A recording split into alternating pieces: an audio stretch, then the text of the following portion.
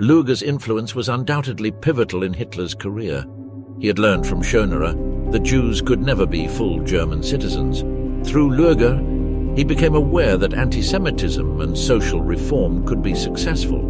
In Mein Kampf, Hitler called him the greatest German mayor of all time. In fact, he himself claimed that his political ideology was formed in Vienna, giving credit to both Luger and the local anti-Semitic newspapers. Nevertheless, considering the evidence of Hitler's lifestyle in the Austrian town, some doubts arise. Adolf Hitler had Jewish acquaintances and business associates. In fact, everything indicates that Hitler did not adopt a comprehensive anti-Semitic ideology until after leaving Vienna for Munich. Furthermore, August Kubizek, a conductor known for being a friend of Adolf Hitler, mentioned that his deep anti-Semitism reached Vienna from Linz.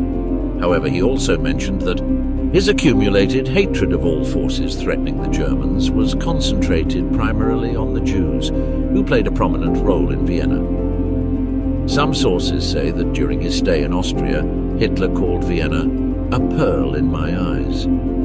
However, some historians indicate that he never managed to settle there, as he hated its people.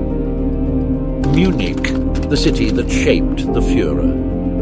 In May 1913, Hitler escaped to Munich, a city within the German Empire, to avoid his military service in Austria-Hungary. The idea of serving in an army alongside Jews and Slavs terrified him. However, he was always drawn to the culture, strength and prosperity of the German Empire. Hitler's present situation was not very encouraging. He had to wait a few months to collect his father's inheritance and wanted to enter the Munich Art Academy, but had little faith in finding a place. On January 18, 1914, the Austrian authorities managed to locate him and serve him with a court summons demanding his return. He argued that he had left his native country because the racial mixing in Vienna disgusted him. The Austrian police informed him that evading military service carried a heavy fine, but leaving Austria constituted desertion, which carried a prison sentence.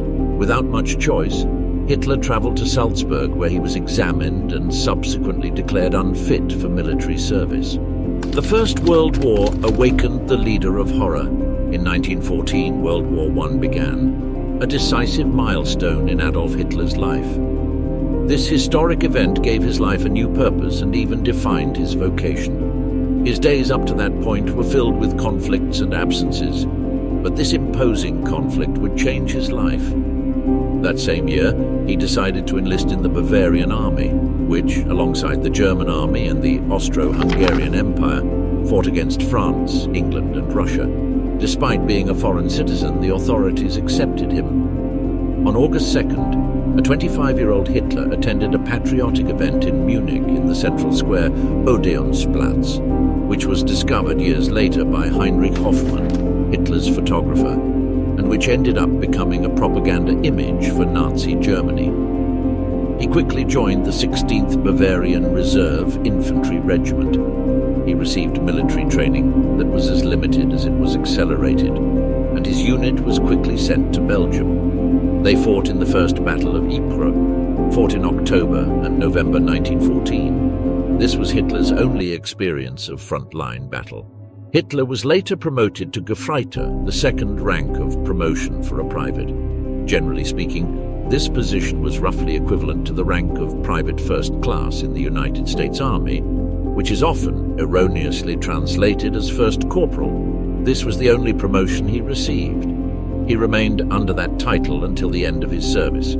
However, he received various medals: the Iron Cross, second class in December 1914, and the Iron Cross, first class in August 1918. In 1914, Hitler was appointed as a messenger. His job was to carry messages to and from regimental headquarters. Over the next 4 years, the regiment fought in various battles in both Belgium and France on the Western Front. During these engagements, Hitler was often several kilometers from the front.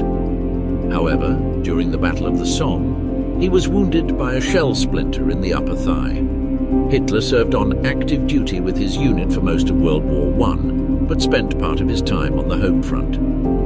After the events at the Somme, he spent 2 months recovering in a military hospital near Berlin. There he witnessed the widespread starvation among German civilians in the winter of 1916, which continued into 1917. In September 1918, during his leave, Hitler observed the collapse of morale on the German home front. These images never left his mind and were instrumental in his decision-making regarding food supplies during World War II. A month later, Hitler was wounded in a mustard gas attack in Belgium and sent to the Pasewalk military hospital. While undergoing rehabilitation, he learned of the November 11th armistice, the overthrow of Kaiser Wilhelm II, and the arrival of the German Revolution. This news was devastating for Hitler. "Everything began to darken again before my eyes," he wrote. But he also showed his pride. "I'm not ashamed to say that, carried away by my enthusiasm, I knelt down and thanked heaven from the bottom of my heart for having allowed me to live at that time." After the defeat, the stab in the back theory became popular, and Hitler found it extremely convincing. In 1919, a parliamentary commission of inquiry questioned General Paul von Hindenburg, supreme commander of the German army, about the causes of Germany's defeat in World War I. In 1919, that conversation, he stated that Germany was defeated due to a lack of support from the government, which, at the height of the war, did not hesitate to initiate peace negotiations. Hindenburg also mentioned that the German army was weakened by the revolutionary atmosphere within its own ranks and in the rest of the country.